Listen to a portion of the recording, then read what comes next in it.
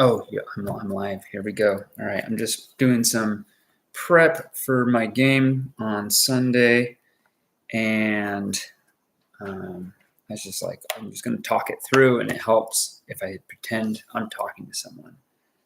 Talking to Ergot.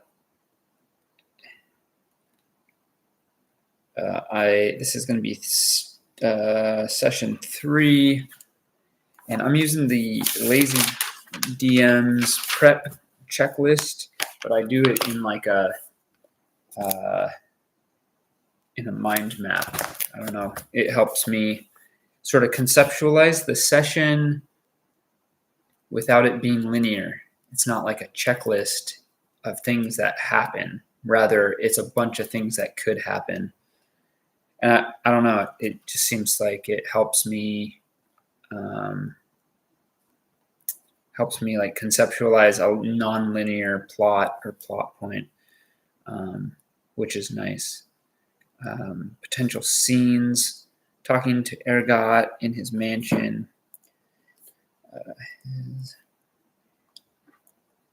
I know you're just looking at the top of my head. I apologize. No? Oh, yeah, now you can sort of see what I'm working on here. In his mansion, banisters.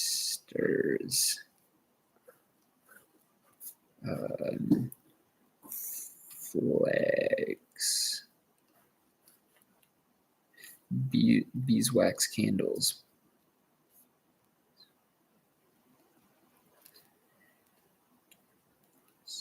Carpeted floors.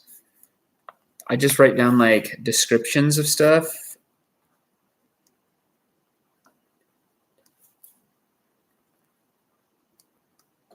Carpeted floors, so that when I get there, I'm not searching for like descriptors. The assassination attempts, cool breeze in the morning. In the morning.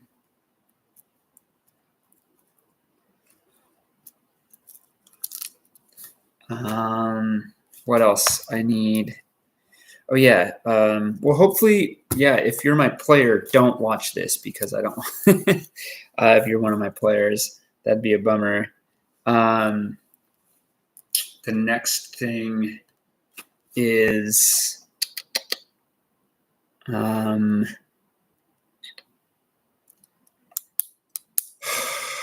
next thing is mission or scenes.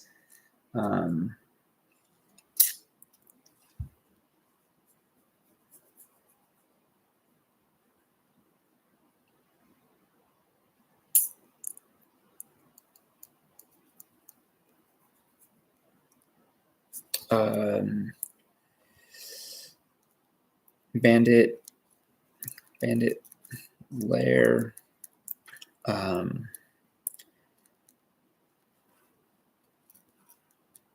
Bandit lair, and this is like, it's dusty. It's, oh no, my ink, I think my pen's running out. Bandit lair, dusty, gray stone,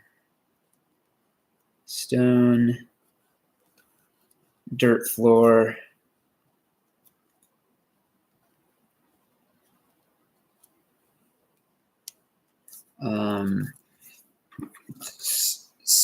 smells of ash. That's cool. These are good.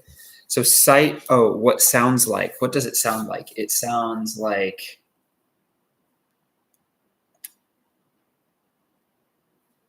sounds echo. Anything you say echoes. Talk echoes. All right, that's pretty good. And are there any other potential scenes that I could have here? I'm not sure. Other scenes.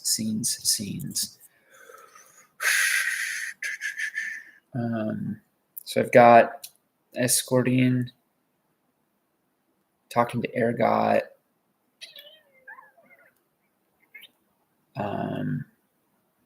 Going to the bandit lair. I guess just, hey, don't do that. My cat is scratching my stuff. Talking, or no, getting the scales of misjudgment.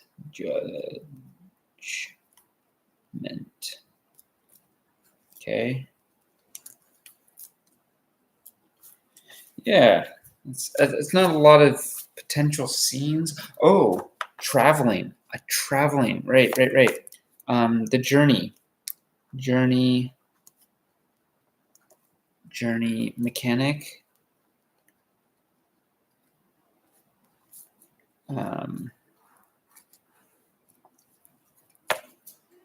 Right, because I'm gonna do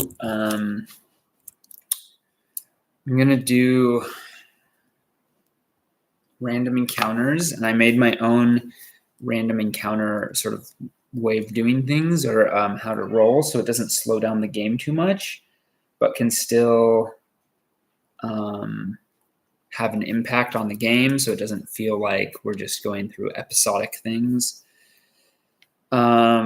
So the random story mechanic.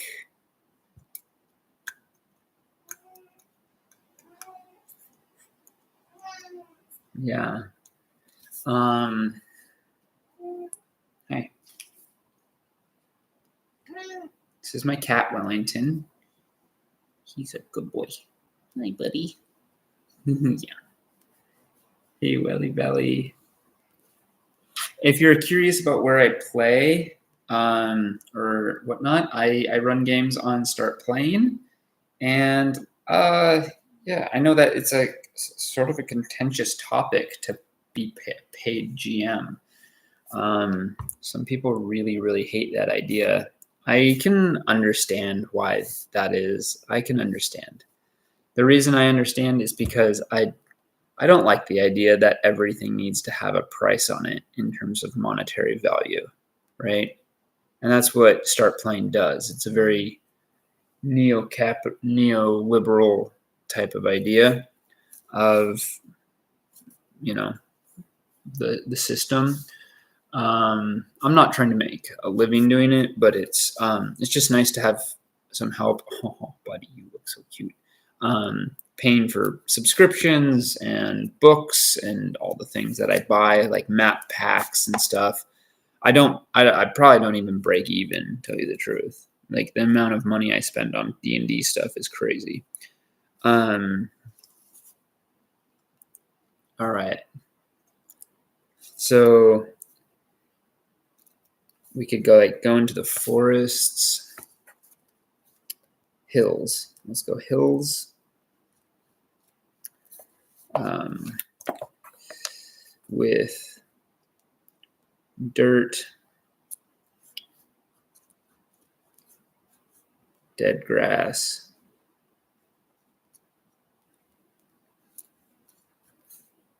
rocks, wind,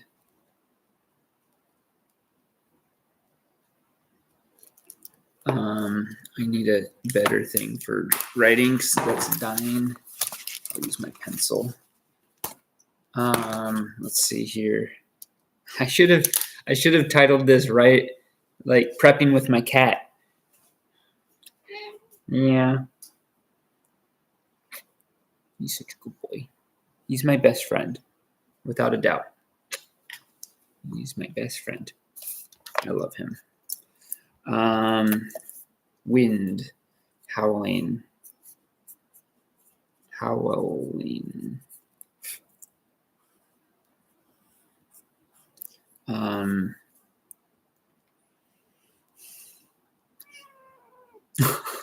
He's a real whiny boy. Hills, rocks. Okay. Road. I need a road. Okay. Road. We've got rutted,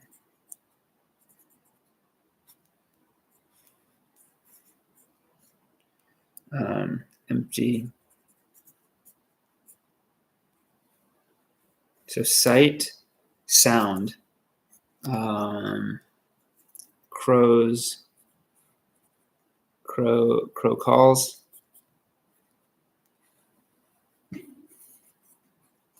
and what else? Smell. I need a smell. Can't always be ash. Decaying leaves. Leaves, I think is good. And then forest. I need a forest. Oops. Let me put a P. Forest.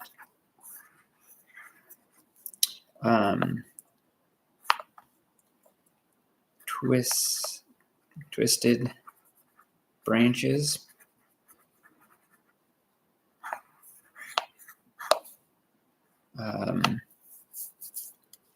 Dry leaves.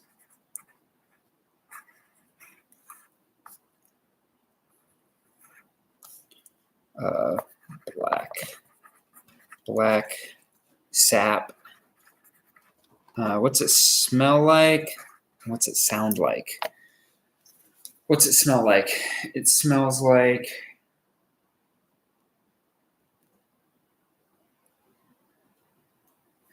like decaying, like sweet decaying fruit. Decaying fruit.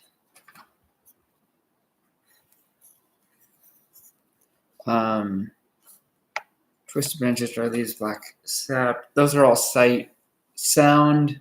I need a sound.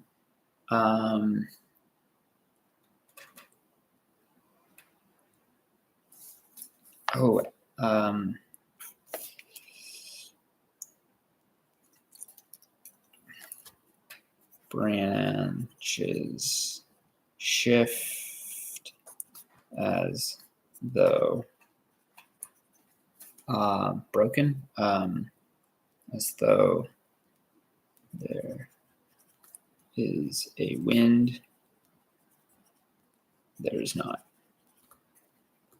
Okay, I've got all my descriptors of sounds and smells, of places, of like just sort of a toolbox of, this is what it looks like. A toolbox of different things. Like, so I have like journey mechanic over here, which is really just so that like, I'm like, oh, they're going on a journey. Where are they going to go? And then I'm like, you pass into the hills and it's rocky and blah, blah, blah, blah, blah. And that can be really helpful just to like basically jog my memory of what I want to describe. So I've got, let's see, what else do I need to do? Potential scenes, secrets, and clues. Okay. Secrets and clues.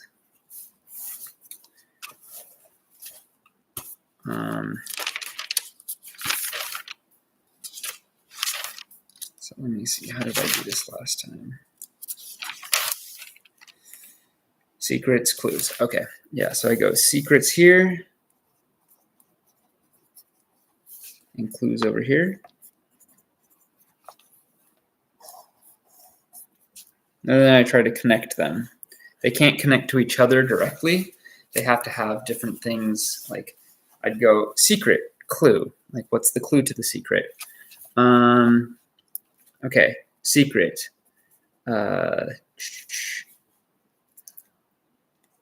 Saber's father. Saber is one of my character, my PCs.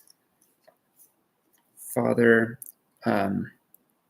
is at the sanctuary. Okay. There's a secret. Next secret. And then I go, the clue for that is, doesn't necessarily need to be a clue, just like maybe the mention of something, right?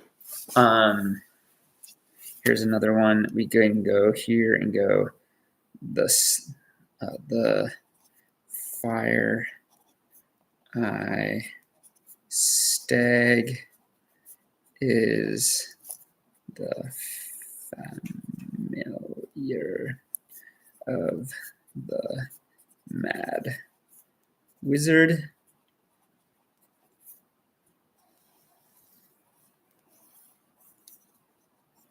Oops. No. There we go.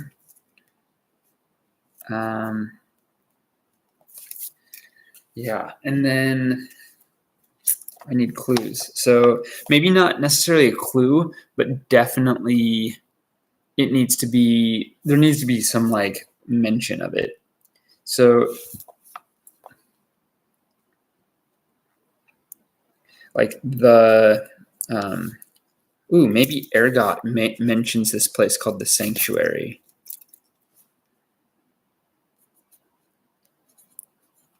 Ergot mentions the sanctuary.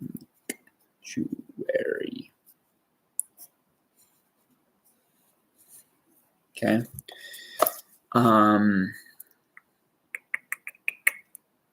And this connects, and let's see. For this, I think a clue, if approached in kindness, the stag will talk to you.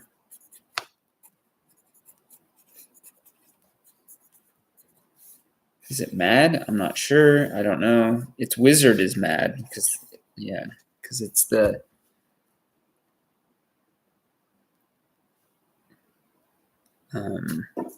it's weird, dude. I don't know why you'd say that. I think slow mode is really great, or it can be, just so that tons of stuff doesn't happen. Not that anyone's going to watch this. All right, and then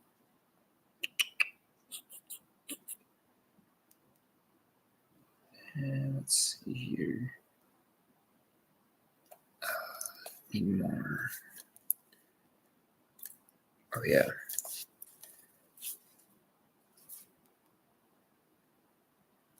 That's fine. Then don't be here.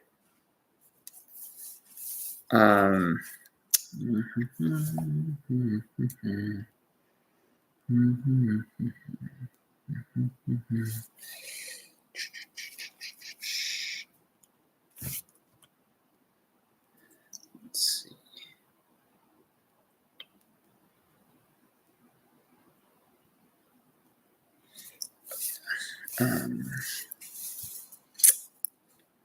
There is the pair of daggers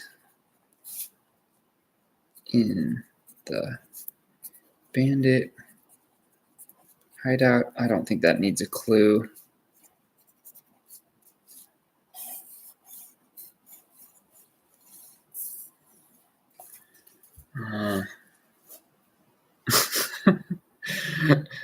That's funny. Who are you?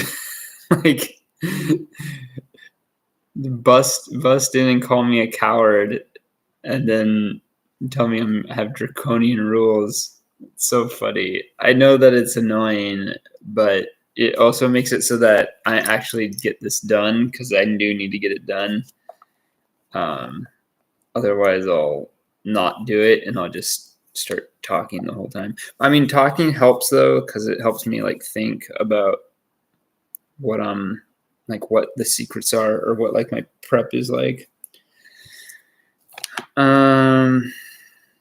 This is probably why I don't usually do a live stream of anything, because people just get on the internet and like to complain. I think that's so interesting. There's like a whole economy of like people who just make videos complaining about other things, like things in life, and it's apparently it's pretty popular, I guess. I don't know. Lots of people must watch it because they make a living doing it. It's crazy.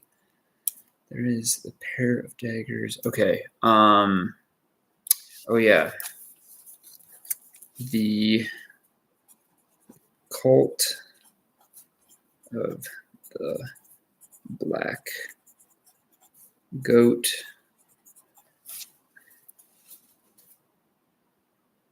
What makes sense? I'm interested.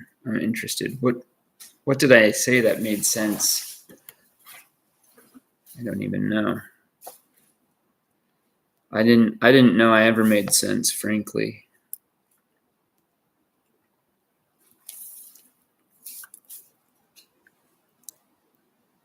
Yeah, everyone, so I can get some stuff down. Otherwise, I just end up talking to whoever's there. I can't believe someone's actually watching this, frankly. It's not scintillating, viewing, right? And in a world, I'd have to say, in a world where social media gauges success in how much attention and how long you're going to be watching something, watching someone sit around and think to themselves about D&D seems like a pretty low on the views and watch time checklist for YouTube. Cult of the Black Goat has infiltrated the guild in cells back. As long as you're having a good time, doesn't matter how many people are watching. Yeah, that like even gets to something even more interesting though, of like, why do I even need someone? Like, why do I need to have this on right now? Why don't I just do this by myself in silence?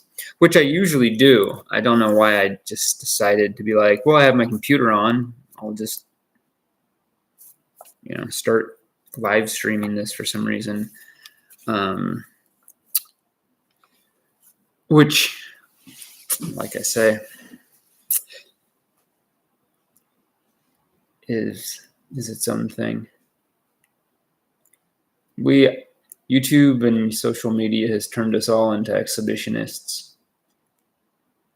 regardless of whether we even like to be watched or not, I suppose. Oh, we just doubled our viewership. Nothing wrong with that. It can be pseudo way to socialize.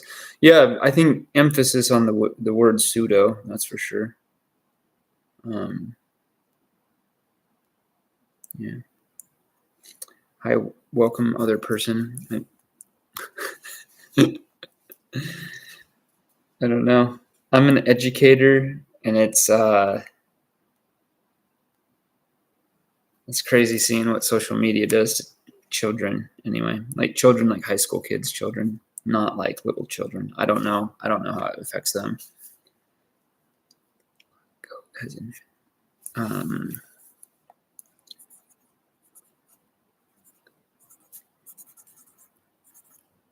Bergamo.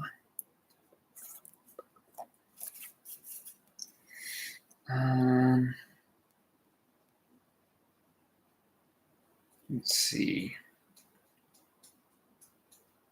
Bergamo, if he survives, is going knows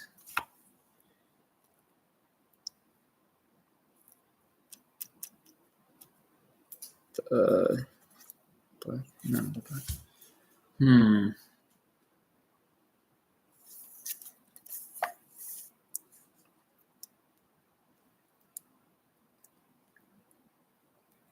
about kids getting stupider, maybe because of COVID taking away a year of their schooling.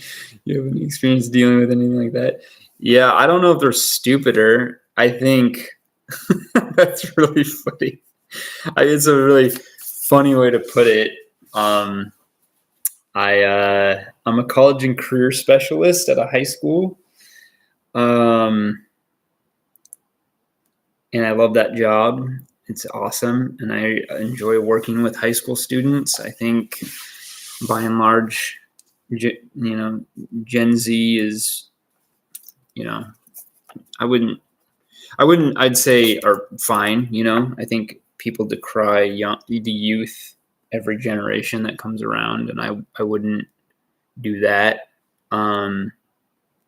It's just confusing because there's things that they've had to deal with growing up, like obviously the pandemic, yeah, but also they're really good at phone use and doing stuff on the phone, and they're really, really bad at like Googling things and using a computer.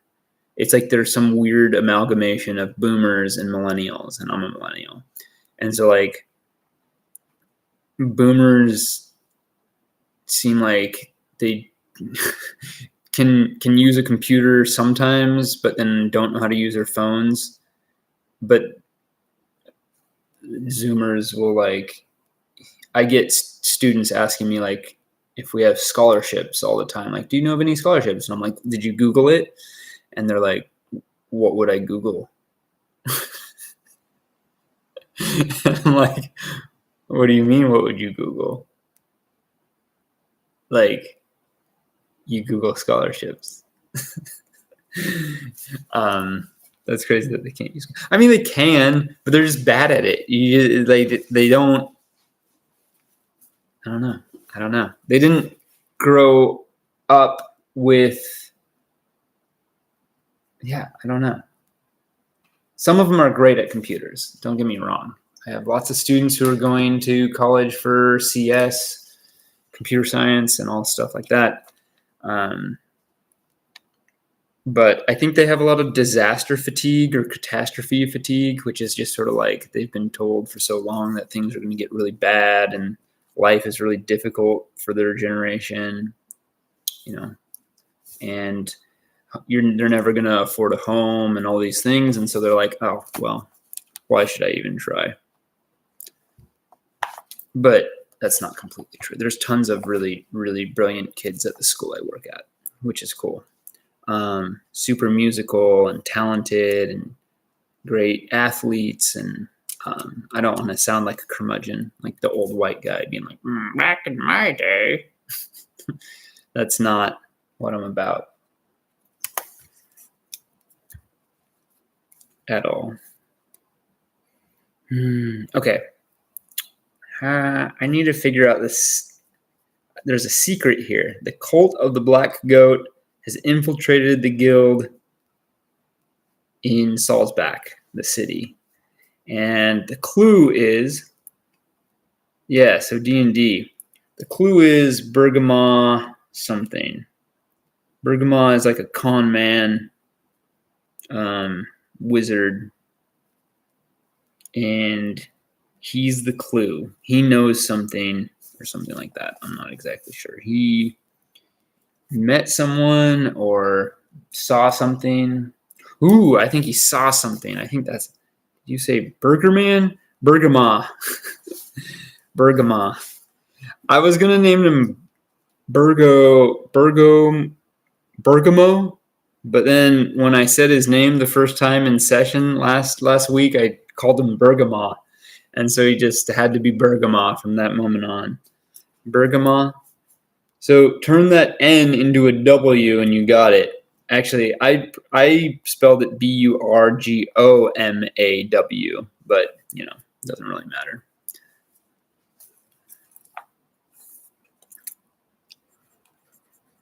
Oh, I know. Bergama saw the Wanderer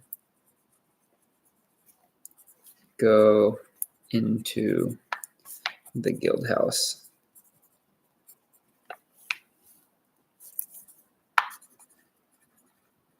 When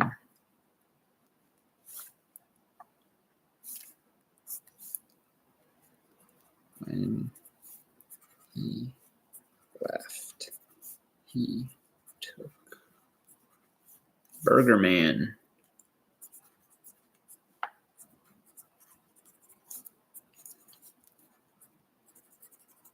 Yep, there we go.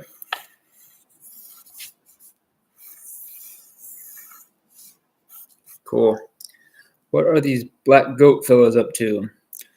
They're like some weird chaos void cult in the wastes. I don't know. Do you know the world of Midgard by Kobold Press? It's really good. I can show you the map actually. Screen, window, screen. Oh, interesting. You website notifications. Oh wow, I can really just go down the rabbit hole here. Oh yeah, here we go. Entire screen. Wow. Here's the map. It's really cool.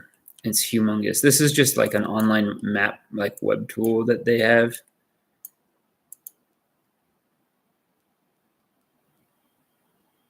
I would argue that chaos and void are opposites.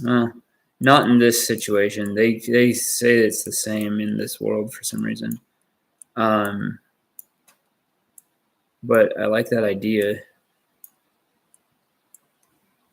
because they have like void creatures who are part of the chaos magic gods named something. I don't remember what they're named right at the moment. So anyways, this is where we're at, and they have to go into the wastes, the root guard forest and the goblin wastes. So sort of cool. All right, I'm gonna stop sharing that because it's driving me crazy.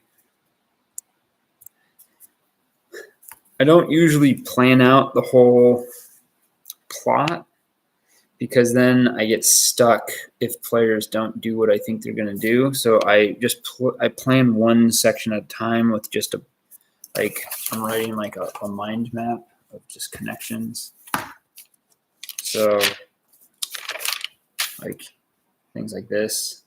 It just helps me think about the whole session in a non-linear manner rather than a checklist of things that can happen. You can't have chaos without stuff. Void is like the antithesis of stuff. Yeah, sure. I guess. I don't know. I'll have to. They're not going to be going and confronting the cult of the black goat yet. They're going to have to go find something that sort of, what's the word, will expose the people in it. And yeah, that's what they're sort of what I'm going to try to push them towards in the next session.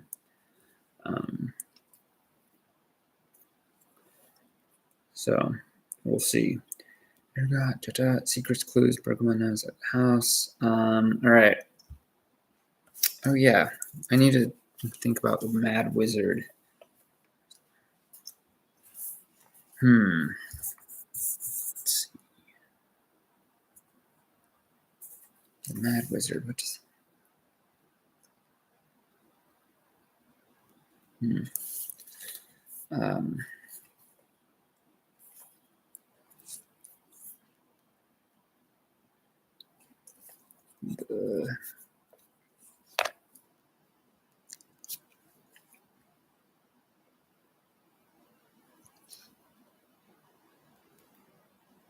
Bog.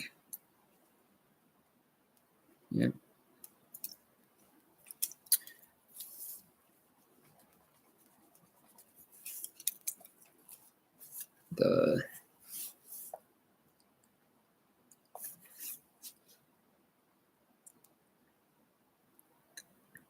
What does the Mad Wizard want? What does the Mad Wizard want? I asked the question.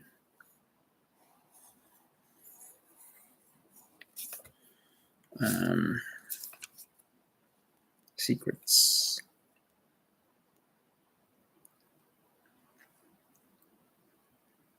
Oh, yeah. Right. The magic sword. The legendary sword. Rune leaf.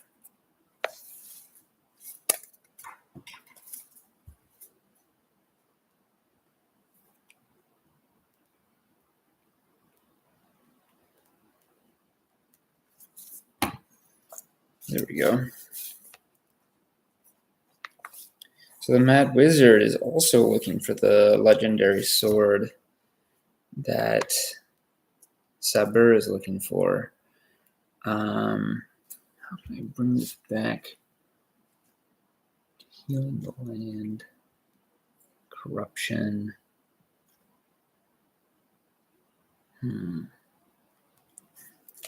Legendary sword leaf. Oh yeah. Secret. Rune leaf is a rune blade. And then from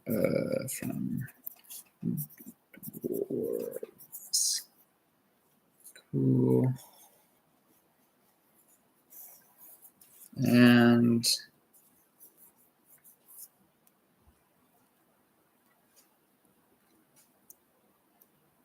oh yeah.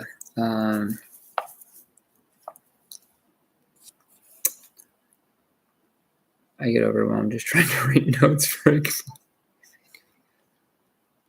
Yeah, can do. What do you focus on taking notes on? So I'm using the thing called the Lazy DM checklist, or there's a book called The Return of the Lazy Dungeon Master, and it's ironically so not actually for lazy dungeon masters. It's pretty involved, but there's basically 6 steps. There's review your characters. So you write down the names of each of your characters and then sort of like look over who they are and what they want. So I have like a snooty cloud elf wizard. He studied at like the great library of Frula in the world that we play in, Midgard. They're interested in runes and the magocracies that created the wasteland. And I think they're like sent by Frulia to sort of investigate. And then I have a cleric, kobold cleric, who seeks community because he was expelled from his warren. Maybe that's a secret. Why was by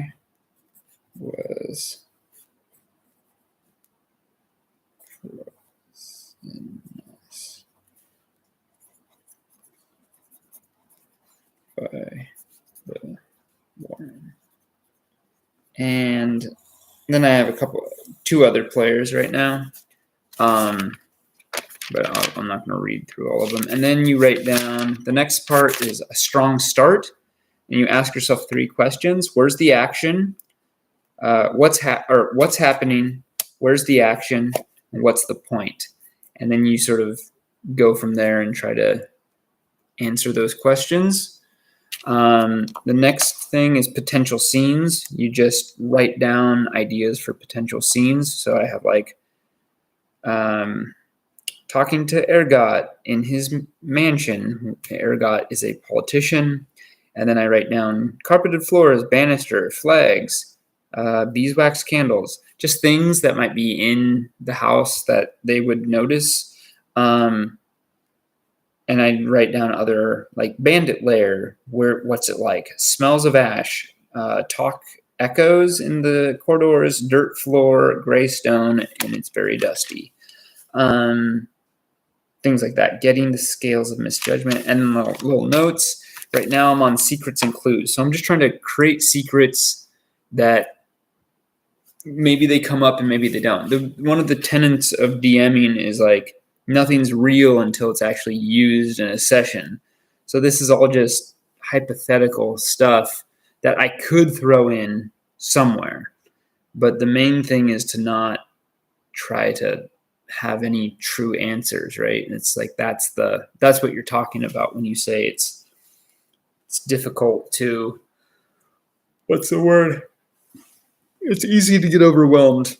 So I can absolutely understand that. There is the pair of daggers. Okay.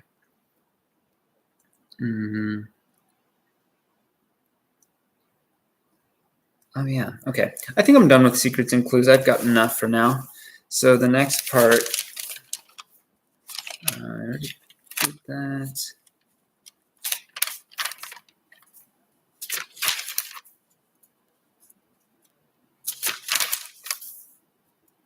All right.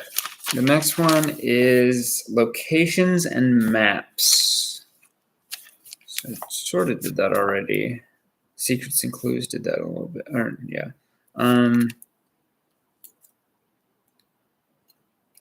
So I do locations.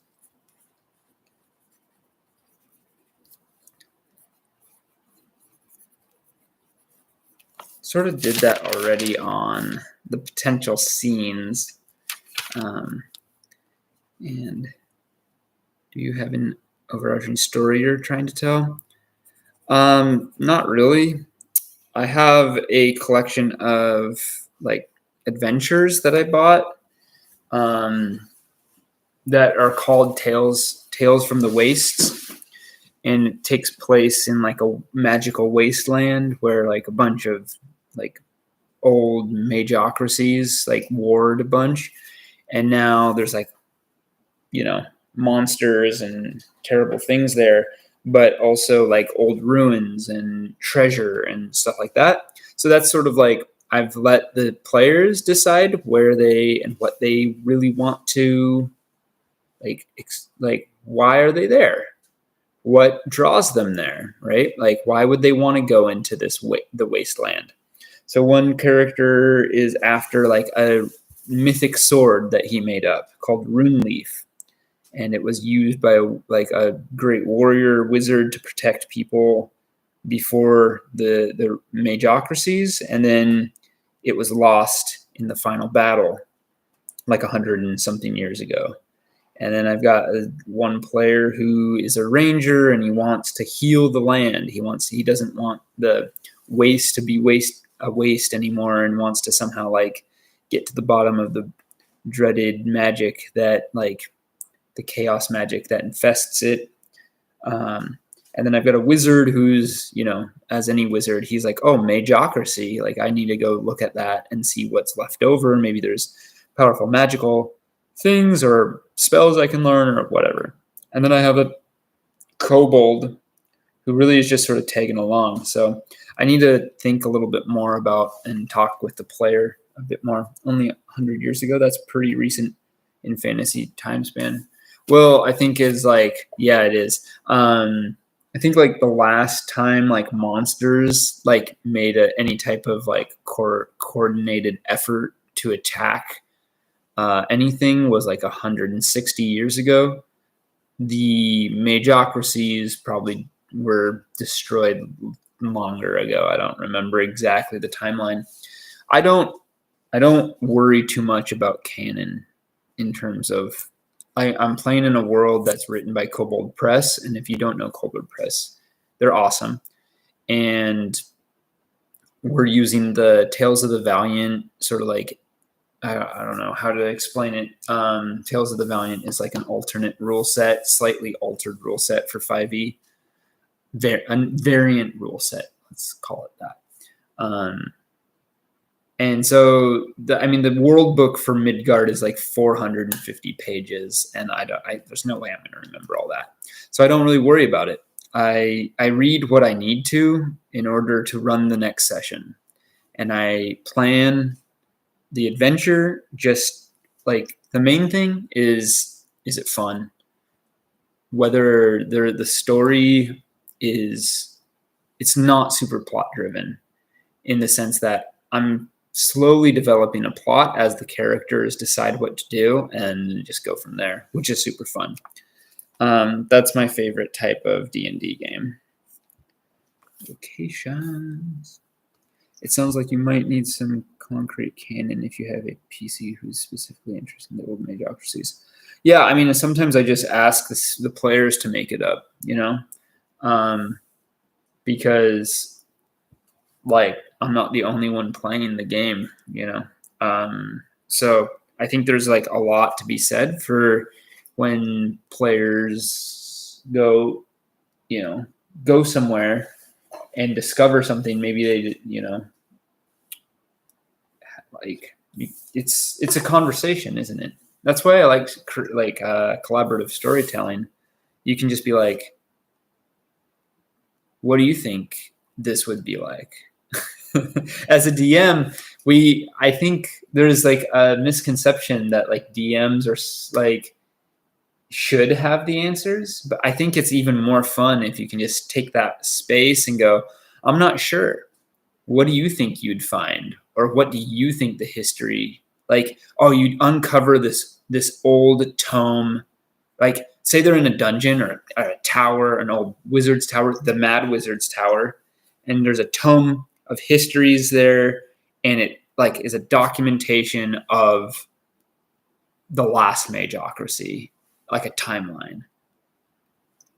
I don't know what happened. Like they open it up and I'd ask the player, oh, what do you find out? What do you think you learn about the Magocracy? And then they can make it up. And oftentimes players know exactly what they want to find. And so then they do it. They just find it. And you could say, oh, like that's like sort of breaking balance or whatever. But I don't think that's breaking balance. I think it's just, thank you. I appreciate that. I think it's just giving players the ability to feel like their stories are important, right? And feel like they get to be part of the creation process of the story, rather than players who are sort of trying to function within rails or within a set boundary. And that can be fun. I think that's some of the best. If you're really interested in that type of game, I would encourage you to check out the game called Quest. Just Quest. It's Quest game. It's a TTRPG that's rules light, and it is like, it taught me so much about how to improv because it's like the abilities in it are so powerful that they're literally like very simple things, like they automatically work and they're campaign altering. And there's just way to prep for it. So you just go and play. And as the GM, you're just like, yep, that happens. And then this happens. And you just go with whatever players bring, because of the powers that they have are so powerful that they can literally bring a whole army of people back from the dead and things like that.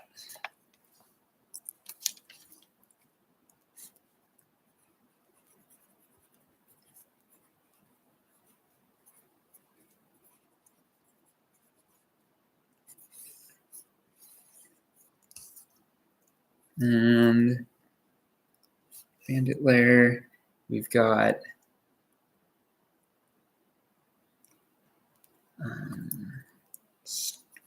Streets of Salzback.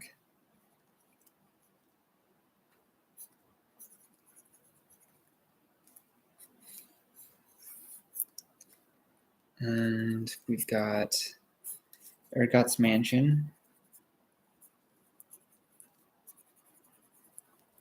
Ooh, I might need a tower of some sort. Guild Hall.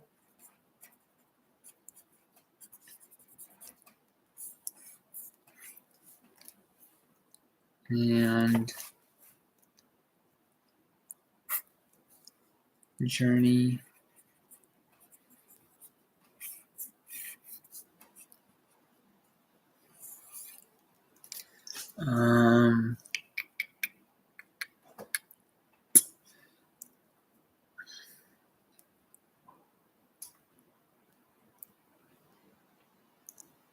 Locations. What else did I put for locations in my last session? I feel like I had quite a bit. Oh, I did, yeah. Oh, I see.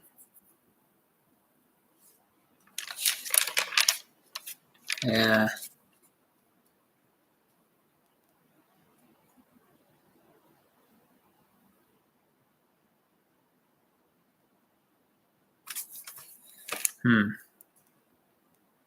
What do you need a tower for? Oh, for a guild hall. There's like a guild hall with a tower, and the beginning of the session, the last session ended as they were escorting this guy Bergama to somewhere in the town or in the city, and one of the players succeeded on a perception check and saw that there was a assassin or the glint of like metal from an arrow tip in one of the windows of this tower. And they might try to like be like, oh, let's go storm the tower. So I might need like a tower map, you know? Guild hall, tower. I'm not sure. I think I have some towers in my VTT already.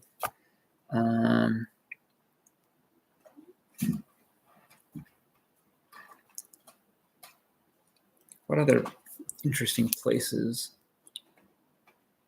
could I create? Oh yeah, Steinhaven.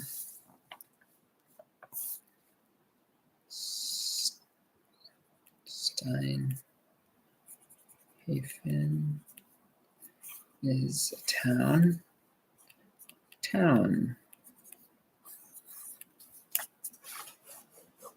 And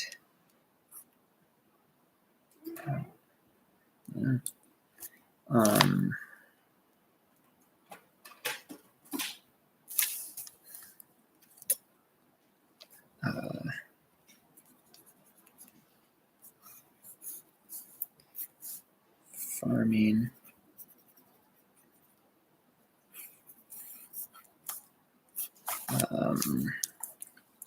Black goat. Colt.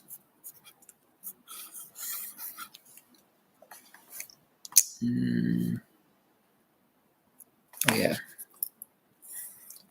Mad Wizard Tower.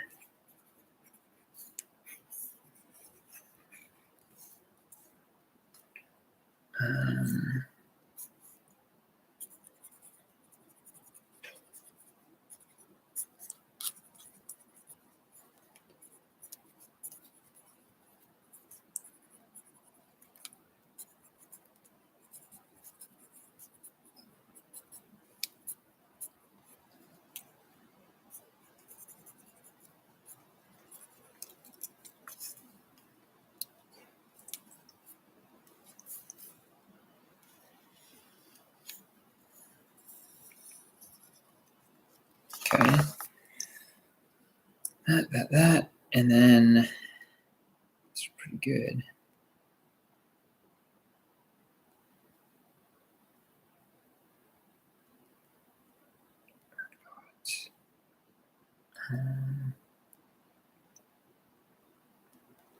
Oh, Sanctuary.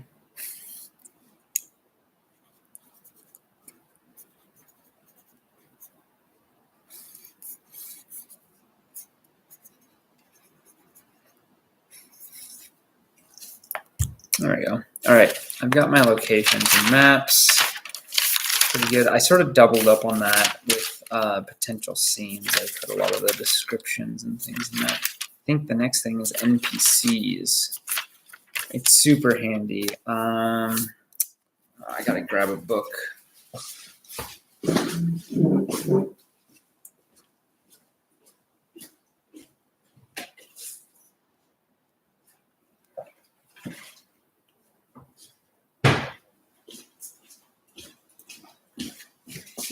So for generating NPCs, I use this book, The Solo Adventurer's Toolbox, and it's got really good guidelines for solo adventuring, obviously, but it's good. It's got some really good guidelines for PC generation. 98, page 98.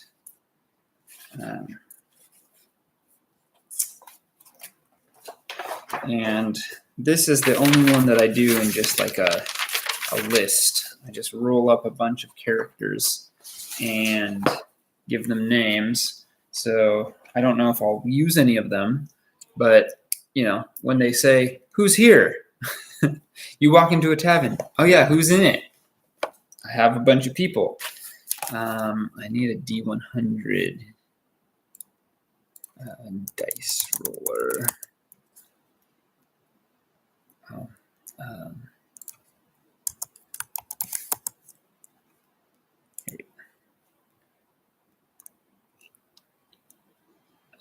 that is not great. I don't like that one. This one will work. Maybe not.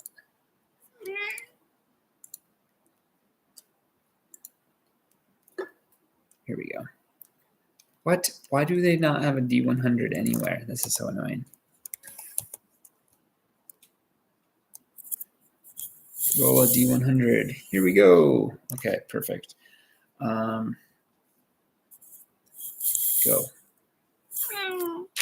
All right.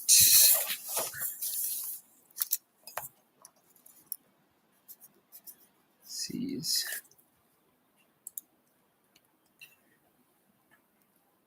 Likes to build things. Can you make a big friendly troll named Jack who likes to build things? Sure.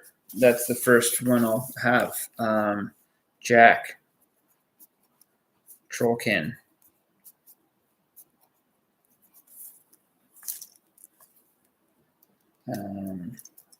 And let's see. Jack the Trollkin.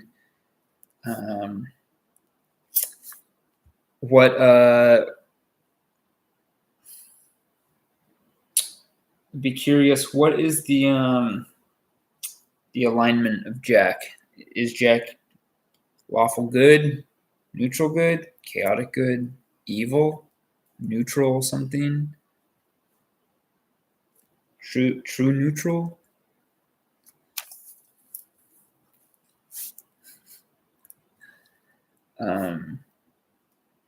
Neutral good, all right. Neutral good. It is.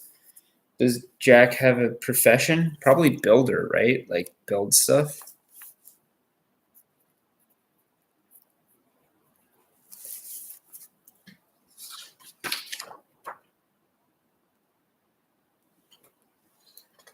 And then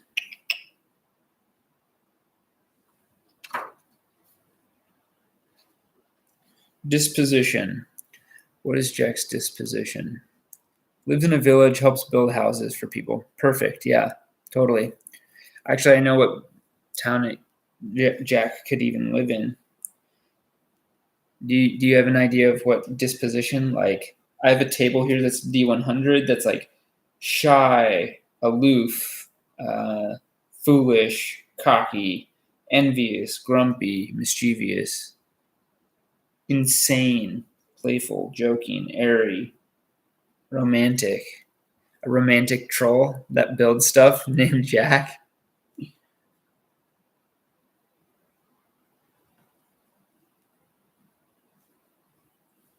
That'd be funny.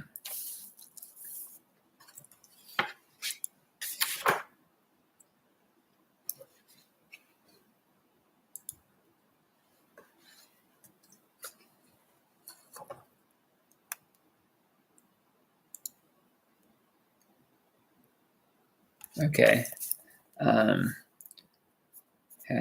Happy. And then something random. We'll roll a D100. 42. 42 is mysterious, cagey, happy and cagey, sort of snarky, I think, because happy can totally be paired with cagey if it turns into like a little bit of snark.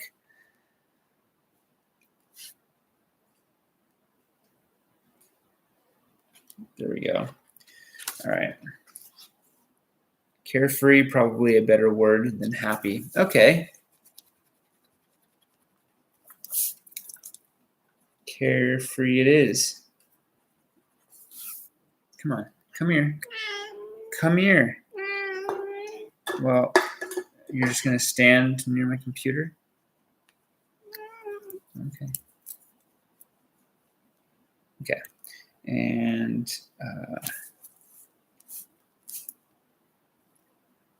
pin.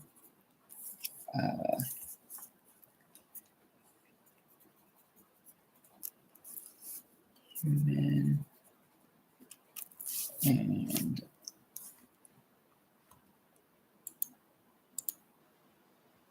will be neutral, true neutral, and let's see, employed. Oh, yeah.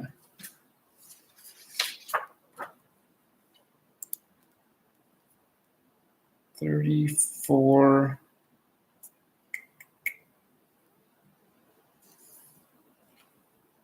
Cartwright.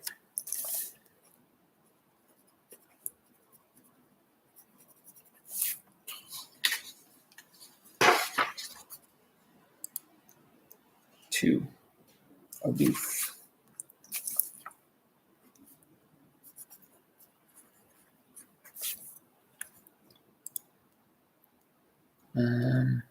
Got a thumbs up, thanks. And another person's here. We doubled our viewership again. Jack. It's not scintillating watching. I'm just making NPCs. If you have any suggestions for an NPC, please toss out more ideas. It just makes it so I don't have to roll as many dice.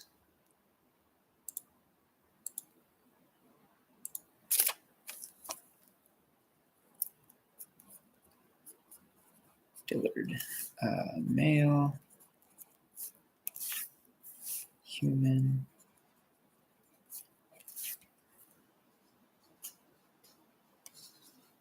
Oh, that's cool. Yeah. Ichiban, that's cool. I'm glad that he got it. I don't know if Ichiban's still here, but I'm glad. I had to give away a little bit ago and send Ichiban a book, which is great. I'm going to do some more giveaways for subscriptions to a tabletop, the shard tabletop, which I use for my solo play as well as my online games in general. 16. Okay. Oh yeah, 16 would be neutral good. And 39. Winemaker? Oh, cool.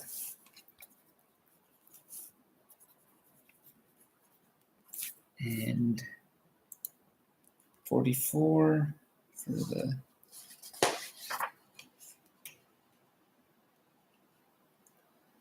distracted winemaker.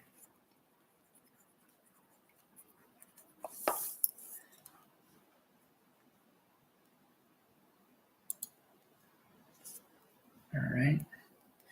And the next one, 72. Oh,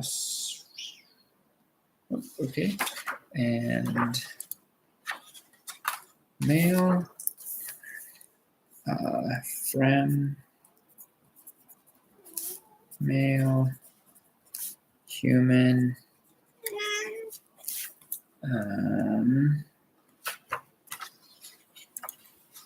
one, lawful good,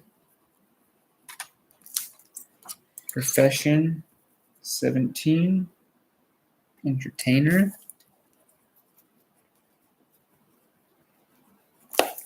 and disposition, 91, reckless. Oh, that checks out.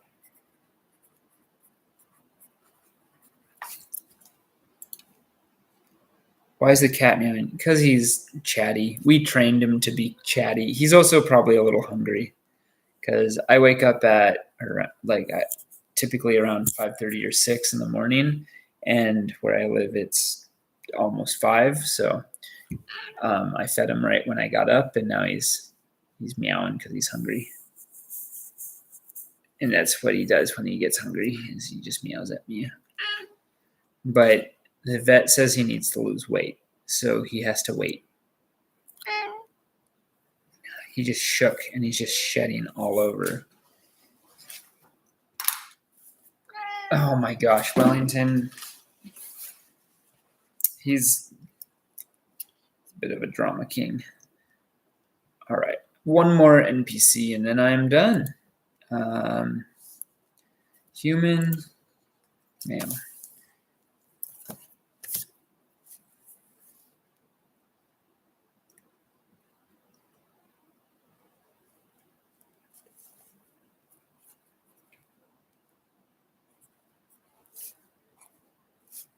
Male, human,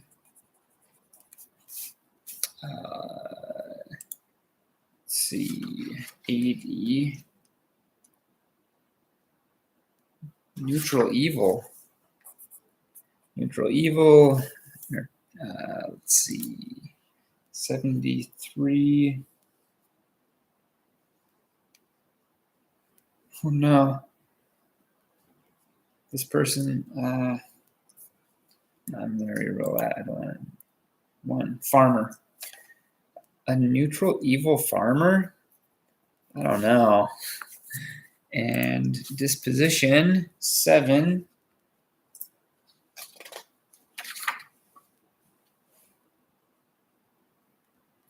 Arrogant, cocky.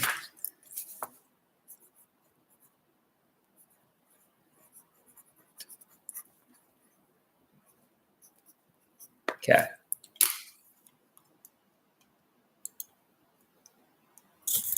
All right. I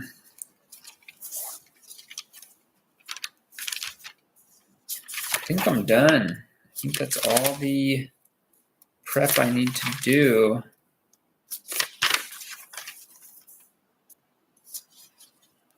For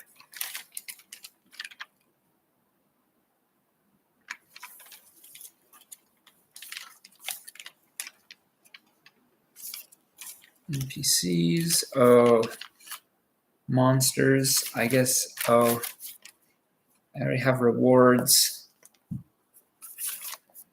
Do I need monsters?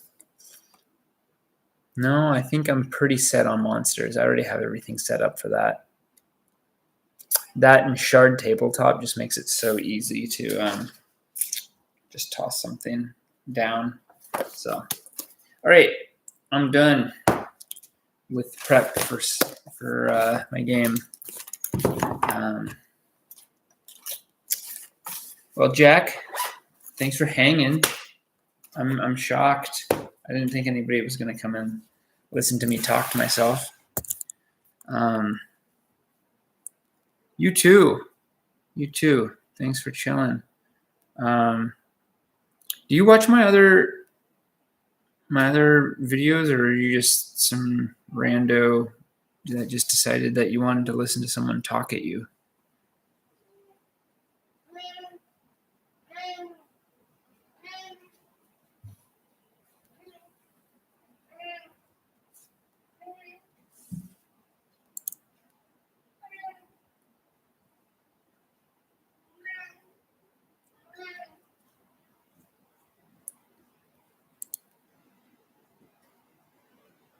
Oh, that's nice of you.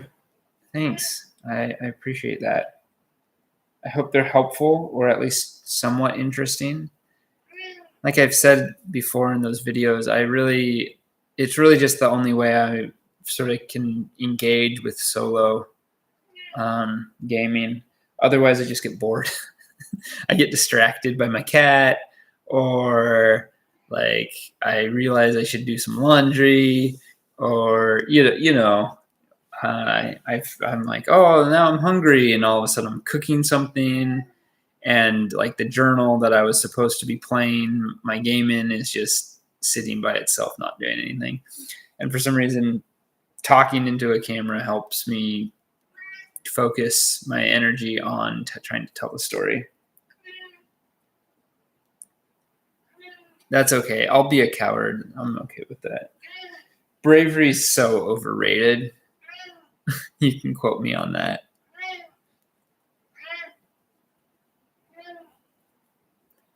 I'm actually trying to now that I'm done, I'm trying to I don't know how to alter the slow mode while I'm in the thing. I don't know if I can.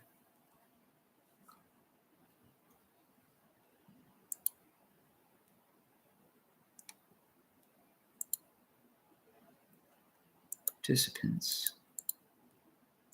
Nope. Reactions pop out, send feedback. Oh, no, that's not it.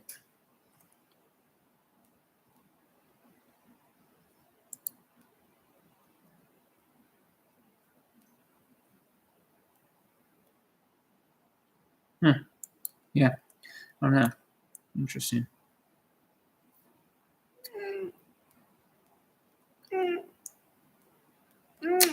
Okay. Well, I got to get going. Thanks for hanging. Oh my gosh, so much cat hair. And I'll talk to you soon. I hope. Thanks for chilling. Peace.